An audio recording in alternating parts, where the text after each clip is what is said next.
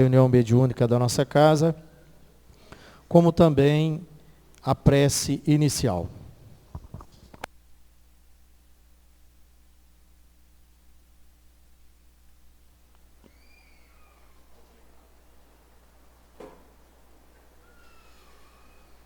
Boa noite, irmãos.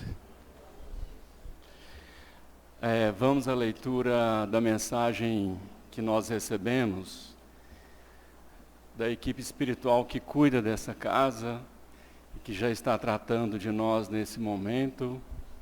A gente vai fazer a leitura. Meus amados, que Jesus nos ampare, nos abençoe e nos ilumine a caminhada. Quantas vezes a estrada parece difícil, a caminhada é longa e árdua. As pedras no caminho nos dificultam os passos.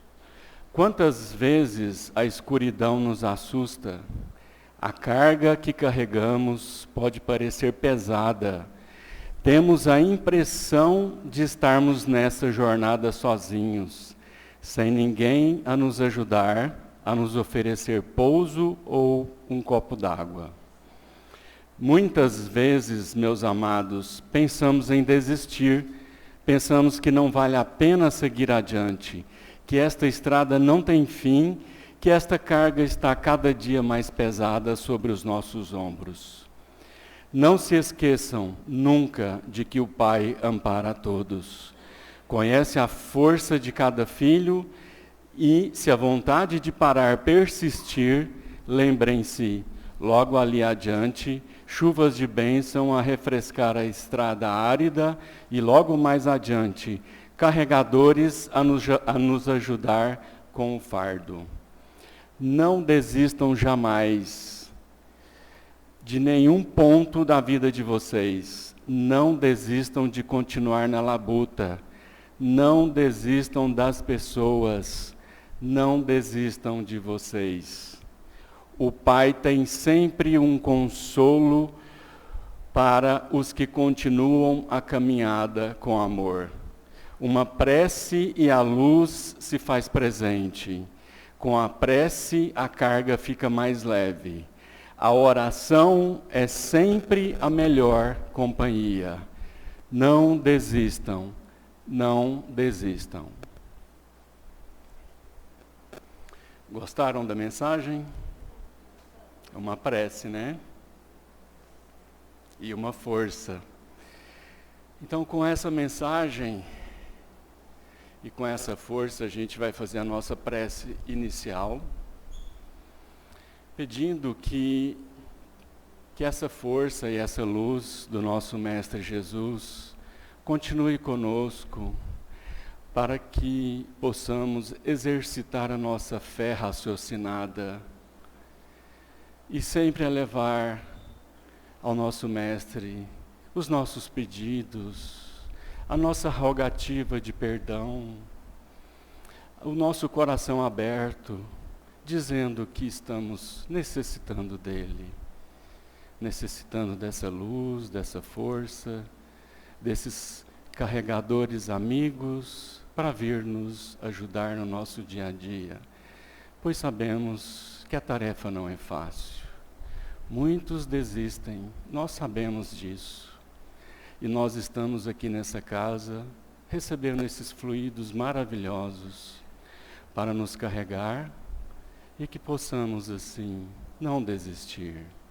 Pedimos que o nosso Mestre Jesus e os nossos benfeitores espirituais que continuem conosco, que também não desistam de nós, que quando estivermos fracos, que eles possam soprar em nossos ouvidos, em nossos corações, a força necessária para continuarmos nessa nossa caminhada, pois temos resgates a fazer desta vida e de outras vidas passadas, para progredirmos sempre com o nosso Mestre Jesus, que é o nosso exemplo maior.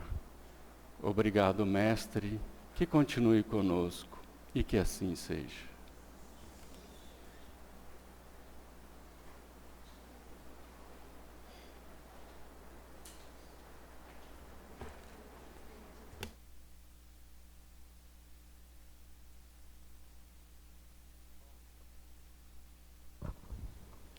Meus irmãos, estava previsto em nossa programação de hoje, recebemos em nossa casa o nosso irmão Mário Henrique, do Centro Espírita União e Amor. Possivelmente aconteceu algum imprevisto que o impediu de chegar aqui à nossa casa, mas não ficaremos sem a palestra da noite de hoje. Quem vai nos ajudar no entendimento e na condução do tema, o qual o nosso irmão iria falar para nós, é a nossa querida Fabiana. E a Fabiana vai falar para nós da lei maior. Qual que é a lei maior? Lei de amor, isso mesmo. Então, Fabiana, que Jesus lhe abençoe. A espiritualidade amiga já te intuiu e com certeza você fará uma grande palestra para todos nós. Muito obrigado. Que Jesus te abençoe. Então vamos lá, né? Mas se ele chegar, eu vou passar a palavra para ele, tá, gente? Às vezes pode ser que ele está achando que é às 8, né?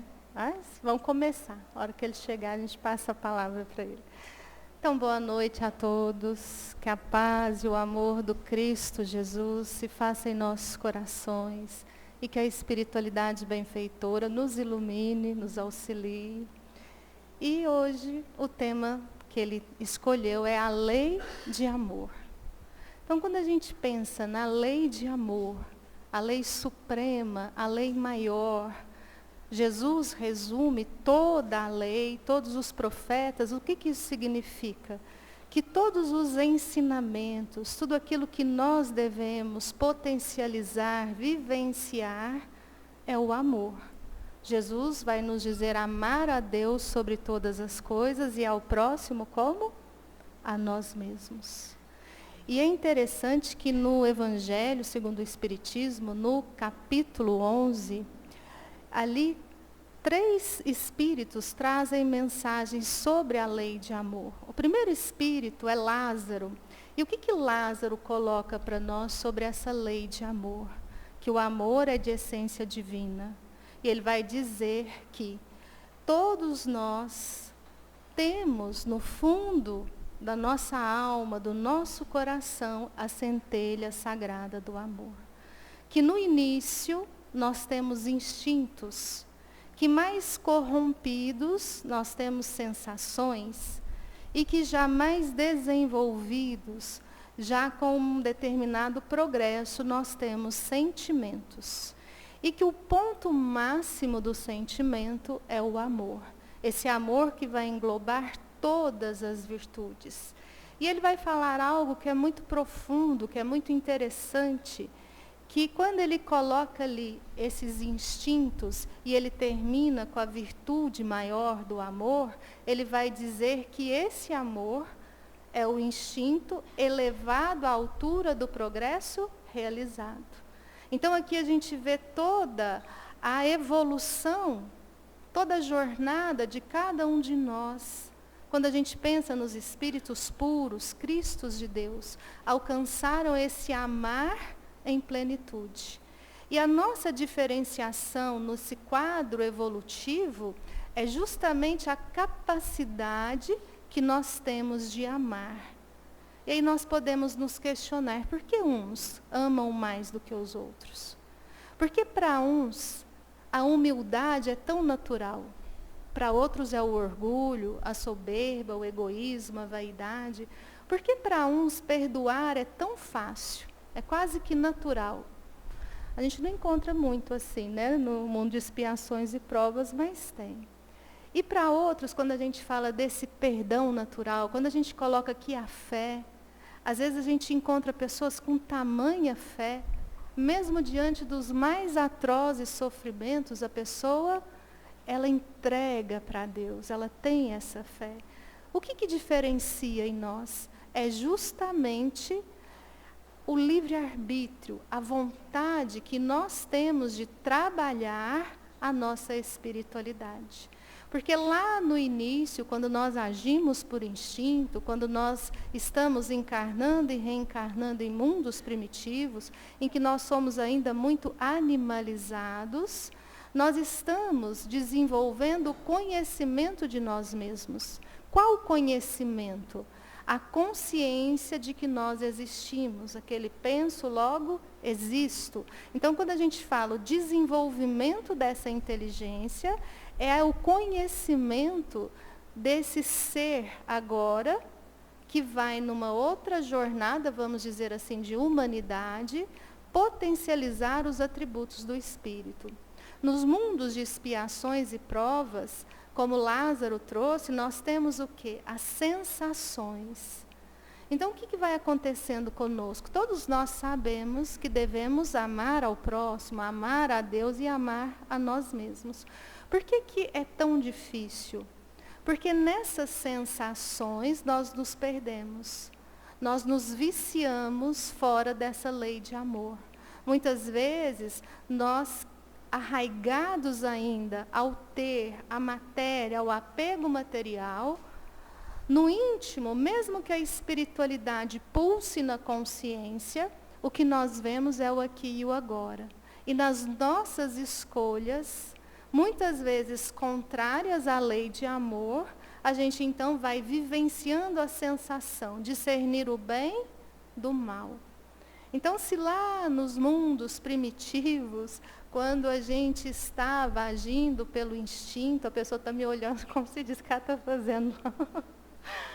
Então, o que acontece? Lá nos mundos primitivos, a gente tinha o instinto a nos proteger. Então, como que a gente alimentava? A gente comia para viver.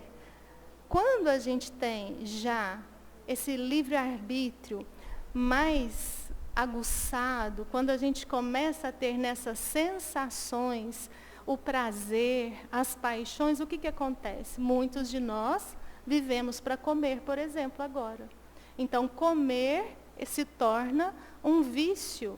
E aí nós temos as consequências que vão nos educando. Então, hoje, quando nós nos encontramos em mundos de expiações e provas, nós estamos num aprendizado muito importante de discernirmos entre o bem e o mal. Como que a gente sabe que a gente escolheu fora da lei de amor? Quando a gente sofre, quando a gente depara com dores, quando a gente arrepende, quando a gente expia. E aí vem a reparação, esse amor que cobre a multidão de pecados. Então, aqueles que já buscam amar, que já começam a se autopoliciar no sentido dos vícios, das imperfeições, do egoísmo, que já buscam, graças a Deus, na coletividade, a gente vai percebendo essas diferenciações. Então, dentro dessa lei de amor, o que nós podemos perceber de diferença é a nossa vontade, as nossas escolhas. E o Mário Henrique vai continuar.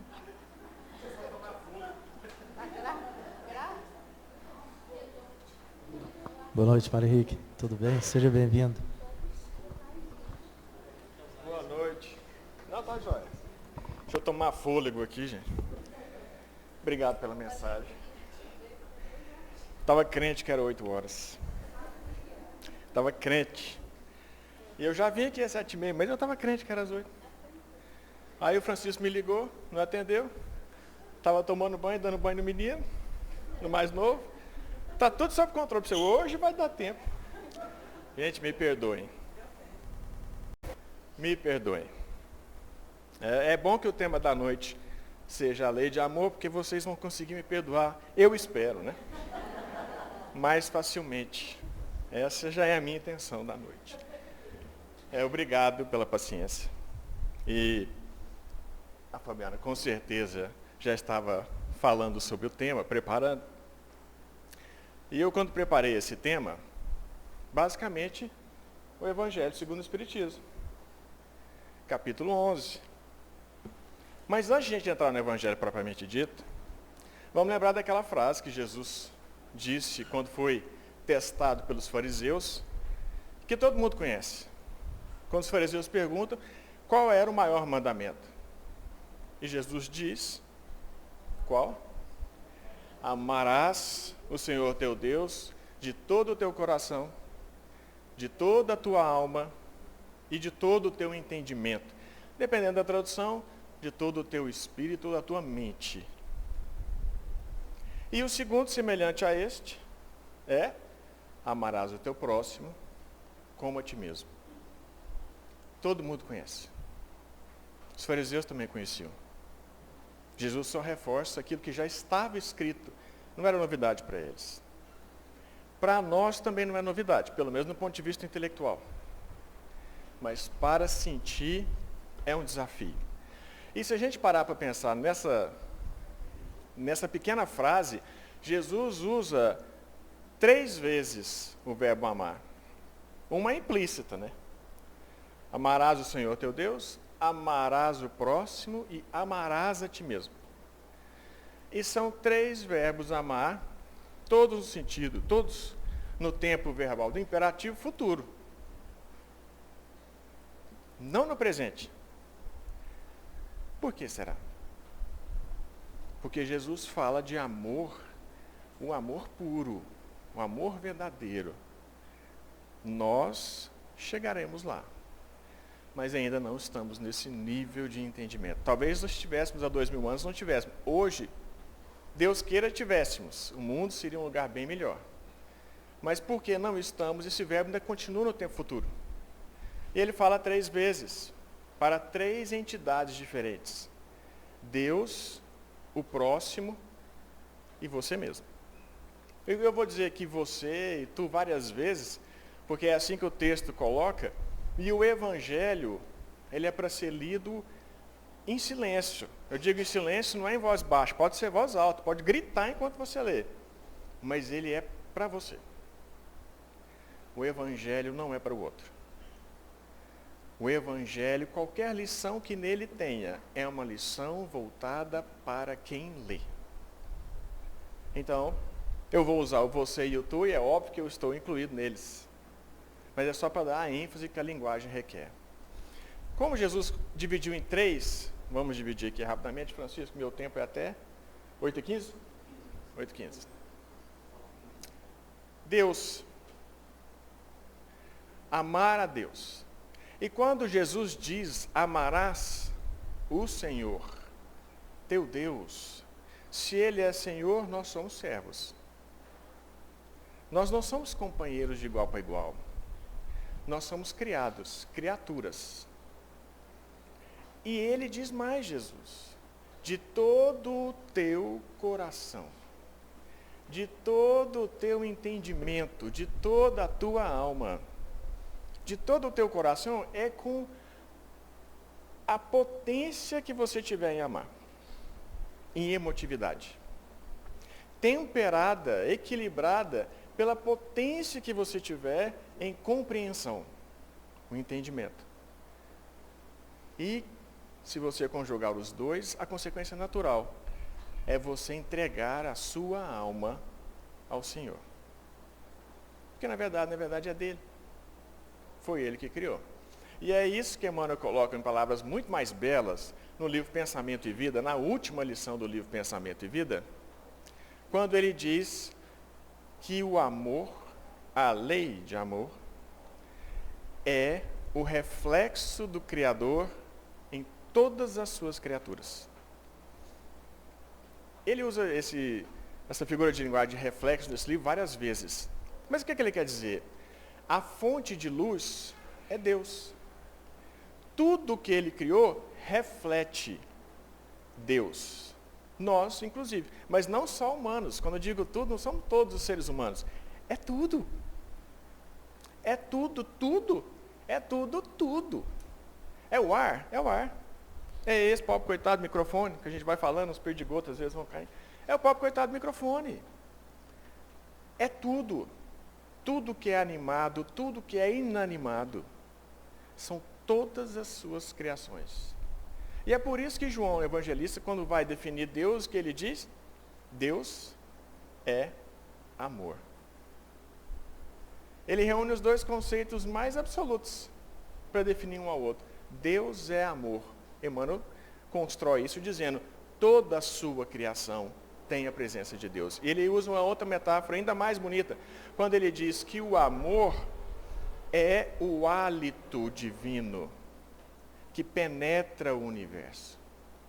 Nós estamos mergulhados nele, nós estamos banhados nele, nós estamos penetrados por ele. E essa figura remete ao Gênesis. Todo mundo vai se lembrar do mito de Gênesis, da criação do homem, quando Deus, na sua infinita bondade, misericórdia e justiça, ele pega do barro da terra, uma massa amorfa, e ele molda a afeição de um homem, de um ser humano. E como é que ele dá vida a esse ser humano? Ele sopra.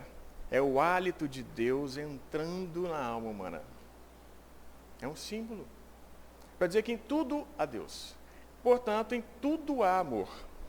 Até na matéria inanimada, como é que essa matéria aqui, esse púlpito, o microfone, onde nós estamos sentados, essa matéria inanimada, mais organizada, até nisso tem amor? Sim, tem. Até nisso tem amor. A gente estuda no colégio, na faculdade, né, que nós temos 4 grandes forças fundamentais que a física estuda. A força da gravidade, a força eletromagnética, a força nuclear forte e a força nuclear fraca. Se a gente parar a pensar no universo inteiro, ele é mantido por leis constantes e universais, naturalmente, que é a lei da gravitação universal. A matéria microscópica é mantida coesa, como a cadeira que a gente senta, por atração entre todos os átomos. E dentro do átomo, a atração dentro dos prótons e núcleos, no núcleo atômico. Todas essas forças são manifestações de uma única força, de uma única lei, a lei de amor. Tanto é que Vicente Paulo, a gente conhece São Vicente Paulo para os católicos, numa mensagem na Revista Espírita de 1859, primeiro ano de lançamento da revista, em dezembro, há uma mensagem dele falando sobre amor, e ele tem uma frase que resume bem o que os cientistas hoje buscam. Porque a grande busca da ciência, hoje da física em especial, é tentar conjugar essas forças todas, as 4, ou quaisquer que outras novas surjam, em um único modelo. Uma única força que represente todas, e das quais todas são filhas. Para nós, não para nós espíritas, para nós cristãos e de tantos outros credos religiosos, essa força tem nome: amor. É a única força, todas as outras emanam dela. E São Vicente diz que o amor é a lei de atração para os seres vivos, organizados. E a atração é a lei de amor para os seres inanimados. Então, o que nos atrai? Espíritos. O que nos atrai uns aos outros? O que nos atrai a uma mensagem, a uma ideologia, a um movimento? É amor. A gente pode dar o nome que queira, mas é amor. Amor para nós é atração. E para a matéria inanimada, que é governada por leis de atração e repulsão, essas leis são a manifestação também do amor. Então, tudo isso para dizer que Deus, esse amar a Deus acima de todas as coisas, a gente precisa compreender muito mais do que a gente compreende. E olha que eu falei aqui meramente no campo intelectual. Não falamos no campo moral. Até porque, para atingir esse campo, a gente precisa do próximo. Que próximo? Quer dizer, o próximo, literalmente o próximo. Lembra Jesus? Amarás, Senhor teu Deus, e o próximo, como a ti mesmo. Então vamos para o próximo. Será que é possível aplicar essa frase que São Vicente coloca? E que eu disse aqui, copiando ele, que em tudo há amor para pessoas? Vocês acham que sim?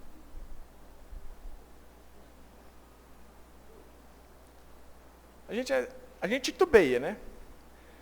Pensando em uma pessoa ou outra, dá, mas aí começa a lembrar de uma que a gente não engole, né?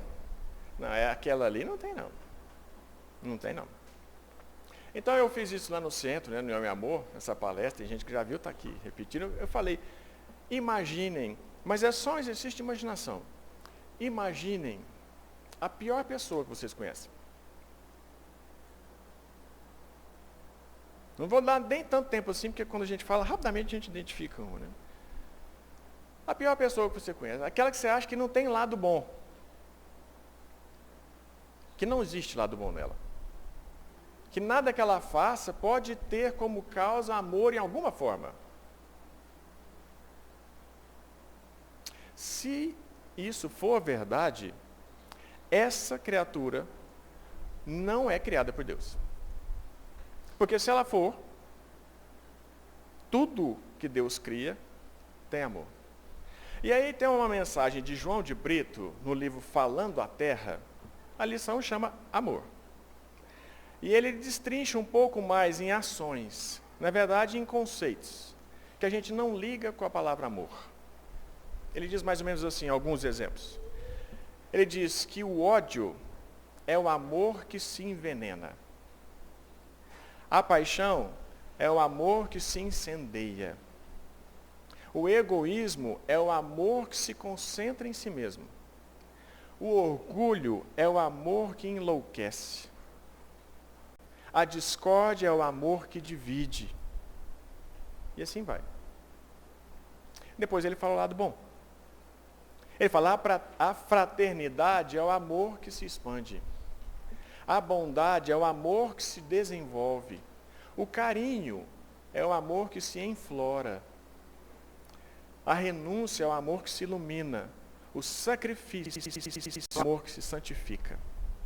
Em resumo, diz ele, o bem é o amor buscando Deus. E o mal é simplesmente o amor fora da lei. Só existe uma lei, a lei de amor. Então aquela pessoa que a gente pensou aqui, será que ela não tem nada nela que faça nos dar um exemplo de uma réstia de luz, uma filigrana de luz pautada no amor que ela tem? Se nós conhecêssemos essa pessoa tão bem quando a gente acha que conhece, nós identificaríamos isso. Identificaríamos isso, porque não há ninguém que vive sem amor. Não é possível, pois que o amor está na natureza. Não é possível viver sem amor. O amor é o alimento das almas.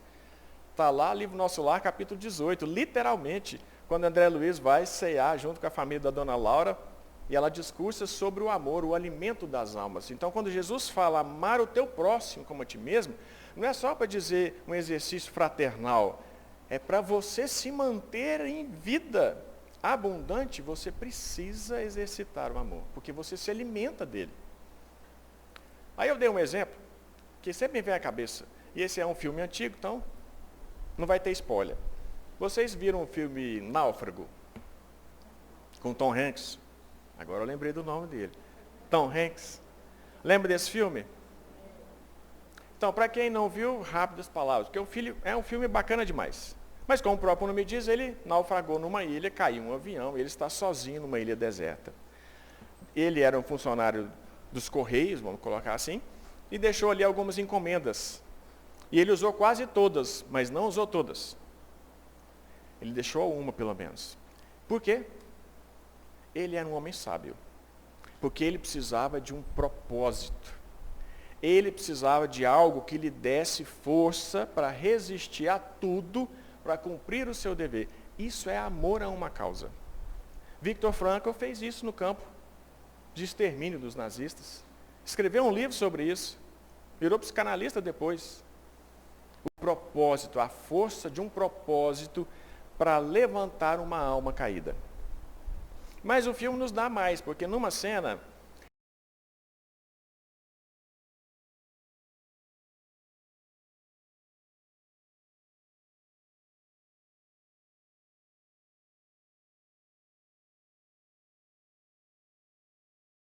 e corta fundo e sai aquele monte de sangue, e ele naquela raiva, porque ele não conseguia nem acender um bendito um fogo, ele pega uma bola, que era uma das encomendas, pega uma bola e joga longe. E ela cai por ali, quando ele depois consegue acender o fogo, e a luz bruxuleante da chama ilumina aquela bola.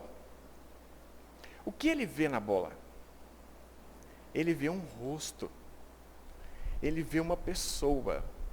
Ele vai até aquela bola, com a sua saliva ele limpa para formar os olhos, nariz e boca. Porque ele morava sozinho naquela ilha, ele precisava de alguém. Ele dá um nome para aquela bola, que é o nome da bola, a marca da bola. Wilson. E ele estabelece uma relação com o Wilson, que é uma relação de amor. E é esse amor que faz com que ele viva e sobreviva todos os dias, por anos, até conseguir sair da ilha. E quando ele sai, ele leva o Wilson. Ele perde o Wilson no caminho, mas eu não vou falar mais, porque quem quiser ver o filme, veja. Mas é um exemplo, claro. É um exemplo cinematográfico, isso não acontece na vida real, mas eu sempre me lembro de um caso, quando eu era um rapaz, latino-americano, sem dinheiro no bolso, lá nos idos de não sei quando, mas eu lembro a ocasião, porque isso foi que me marcou. Era o primeiro Big Brother. Vocês lembram do primeiro Big Brother? Desse eu lembro, porque esse eu assisti, eu era um rapaz, eu assisti do começo ao fim, achei aquilo interessante, depois eu perdeu completamente a graça, mas o primeiro eu achei interessante. E me chamou a atenção uma das cenas finais, nunca esqueci disso. Quando faltavam, sei lá quantas, 2 pessoas no final, 3 pessoas no final, e aquele que viria a ser o vencedor era um Bambam. Lembra o nome dele? Um rapaz forte, simples, pelo menos aparentemente simples. A gente talvez não desse muita atenção na capacidade dele. Mas ele, para resistir àquela casa, aquela opressão, no final, do meio para o fim, ele tinha criado um ser em que ele pudesse confiar, para quem ele pudesse falar, e com quem ele convivesse como fosse um ser que ele amasse. Que seja um cabo de vassoura. Qual que é o nome? Maria Eugênia. Gente, tem memória aqui.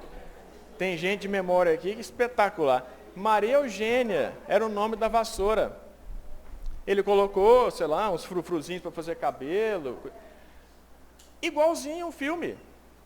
O que ele precisava? Ele precisava de amor. Ele não encontrava amor naquela casa, ele precisava de amor. De chorar, porque no dia da votação, se for fazer uma organização na casa, tiraram a vassoura, porque acharam que aquilo era um transtorno. A produção tirou a vassoura. Ele entrou em desespero. Um homem daquele tamanho chorando como uma criança. Isso eu nunca esqueci. O que ele estava chorando? Não era uma vassoura. Ele estava chorando o amor perdido. Ele não conseguia manifestar o amor por outra pessoa ali dentro. Isso é a força do amor, para qualquer pessoa. Aquela que a gente odeia, aquela que a gente reputa como o ser mais abjeto, lá dentro tem.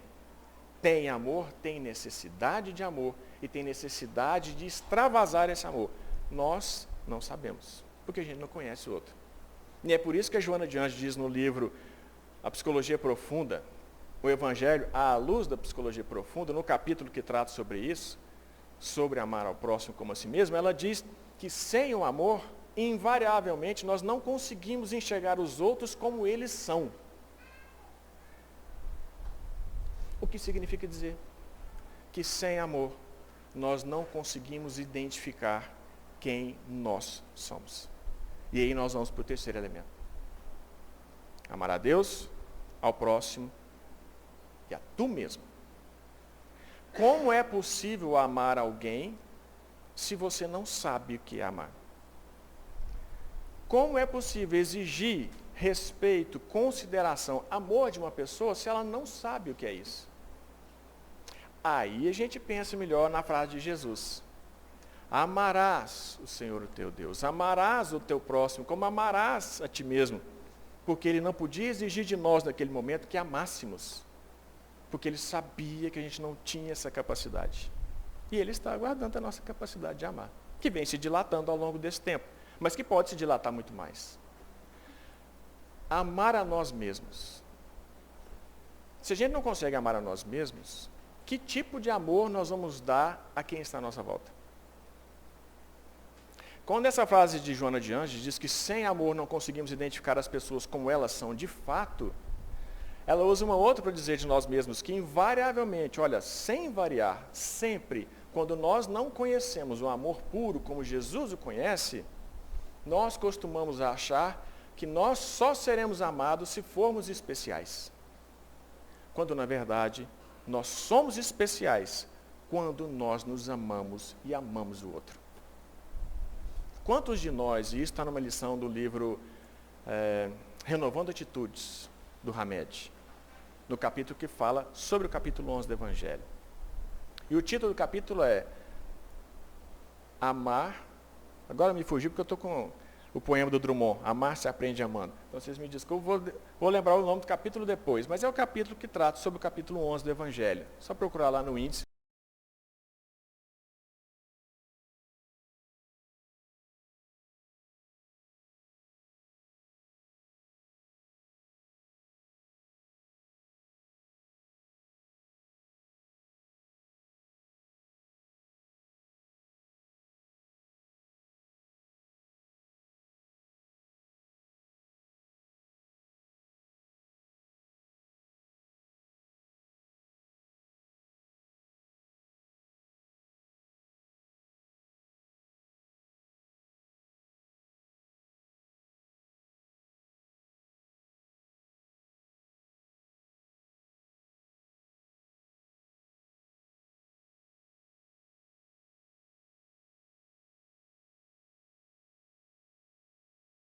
Especial.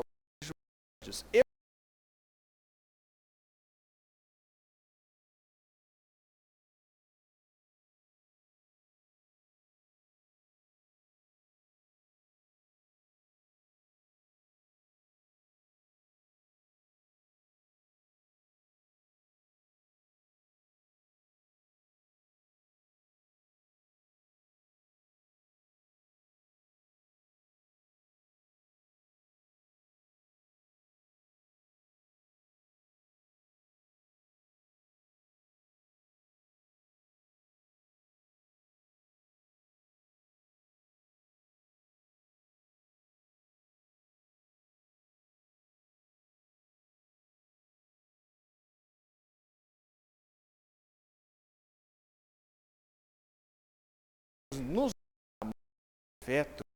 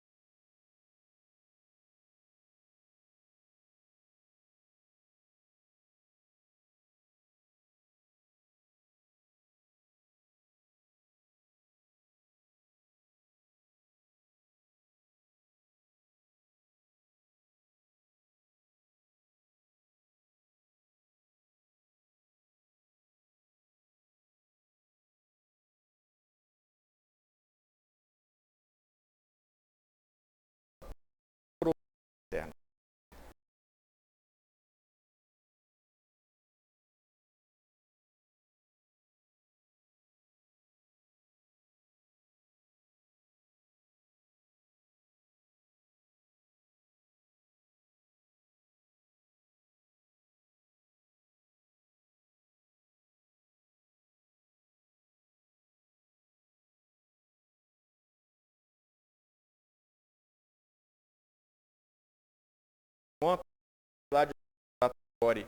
Já também havia contado personagens extremamente parecidos, o mesmo teor.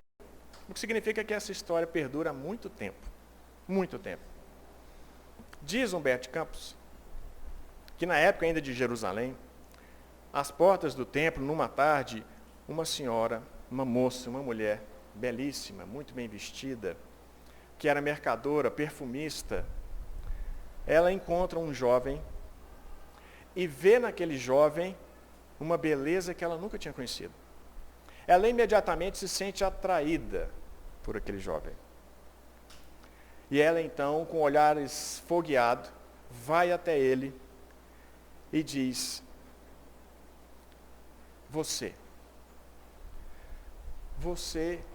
ilumina minha alma de uma maneira diferente. Vem comigo para a minha casa. Lá eu poderei tratar os seus pés. Lá você descansará o seu corpo. Lá você provará das minhas delícias. Você notará que a romã mais pura não tem o mel dos meus lábios, que o lírio do campo não tem o carinho dos meus abraços. Vem comigo. E aquele jovem parecia não escutar. E ela muda o tom e diz: mas você não me escuta? Você não vem? Eu digo para você, alguma coisa no teu olhar me prende a atenção. Vejo em teus olhos uma chama diferente e assim procedo por muito te amar. E ele não fala nada. Ela fala: você não vem? Não vem? Ele diz: hoje não. Amanhã, quem sabe? O tempo passa, 2 anos se passam. Jesus, numa tarde, curando leprosos, paralíticos à porta do templo, para uma senhora e diz: mestre, vem correndo, porque aquela criatura sofre demais. E ele então acompanha a senhora. E chega num tugúrio, numa casa, em que há lá dentro uma forma humana, que nem parecia mais uma forma humana, de tantas pústulas que tinha. Toda deformada o seu rosto, sua pele era pura bolha, a lepra carcomia todo o seu corpo. E ela, do que restava de uma forma humana, eram apenas os olhos perscrutadores. E quando Jesus assoma a porta, ela olha para aquela sombra e imediatamente ela identifica aquele jovem de 2 anos atrás. E ela tenta se mover para evitar com que ele se aproxime. Mas ela não consegue, tamanha dor dos seus dedos em se mover. Jesus compreende perfeitamente, e Jesus então entra naquele espaço, se ajoelha até ela, olha ela nos braços, e ela, fazendo um esforço sobre-humano para dizer alguma coisa, ela só diz: se afasta de mim, eu sou miserável, eu não mereço a sua presença. E Jesus conclui: eu vim atender o teu apelo. Percebo em teus olhos uma chama diferente, e assim procedo por muito te amar. E assim termina. Tem nessa história 2 exemplos de amor. Um que pede e um que dá. Um que tudo compreende, um que nada compreende. É onde nós estamos e para onde nós iremos. Quando lá chegarmos nessa condição do Mestre, conseguiremos olhar a todos com o amor com que Ele nos olha. Compreender que em todos há a mesma luz de amor. Que o Senhor os abençoe a paciência e o tempo que eu extrapolei um pouquinho. Obrigado.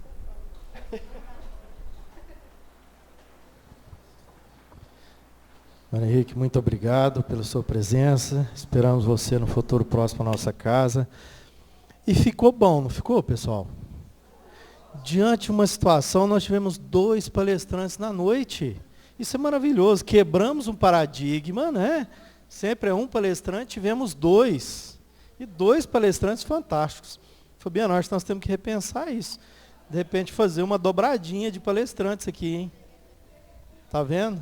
Oh. Então, pessoal, é diante das situações que a vida nos convida aos improvisos, né? E com certeza deu tudo certo. E a espiritualidade estava tomando conta de tudo, a gente tem certeza. Meus irmãos, convidamos os nossos médios passistas para se dirigir à sala do passe, para o trabalho preparatório.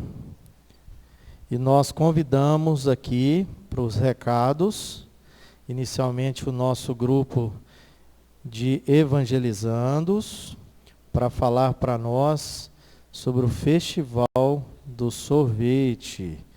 Que maravilha, esse calor está convidativo para termos uma tarde de sorvetes em nossa casa. Então a Flávia, juntamente com com o nosso grupo de evangelizandos, vai dar esse recado para nós.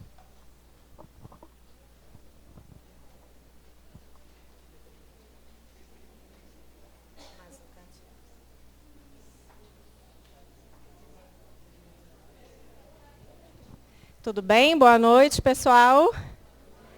Então, cada um vai dar um pedacinho aqui do recado para vocês. E esse evento é um evento que a gente fala que a mocidade, a pré-mocidade promove, porque participa aí, tanto no dia, quanto antes, quanto na venda dos ingressos. E aí já está começando também a trabalhar na casa, tá bom? Então, vamos lá. Nós, da Evangelização Infanto-Juvenil, viemos convidar vocês para o nosso Festival do Sorvete, que será no dia 16 de março, sábado, das 14h15 e 30. O ingresso custa R$20. Pode tomar sorvete à vontade. Crianças menores de 5 anos não pagam. Esperamos por todos vocês. Nós contamos com a participação e a colaboração de todos. Vai ser uma alegria muito grande estarmos reunidos nesse dia de festa e vocês poderem ajudar a casa e ver essa moçada linda trabalhando no bem. Então, muito obrigada.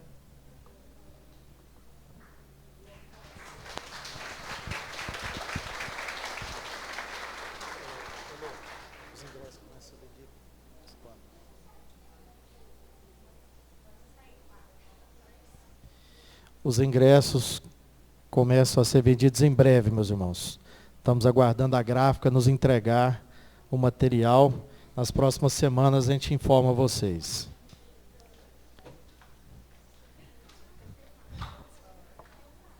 São as sementinhas do nosso semeador. O futuro está aqui. Bom, o nosso próximo recado, meus irmãos, é reforçarmos com todos os nossos estudos que acontecem em nossa casa todas as quintas-feiras, a partir das 17 horas. São 13 estudos, das 17 às 18, 18 às 19 e das 19 às 20. Então nós temos o estudo da obra O Céu e o Inferno, nós temos um curso avançado da doutrina espírita e o livro dos médios. Então os irmãos que tiverem disponibilidade em suas agendas, é só chegar aqui nos horários que as evangelizandas, né, desses cursos estarão aqui aguardando por vocês. Agradecemos por mais essa oportunidade, por essa noite, por esta luz, por esse amor que nos envolveu na noite de hoje. Nós pedimos a permissão para encerrarmos a reunião da noite, desejamos uma excelente semana a todos, que o Mestre Jesus abençoe vocês, excelente retorno aos seus lares. E nós convidamos a Fabiana para a nossa prece final e a fluidificação das águas.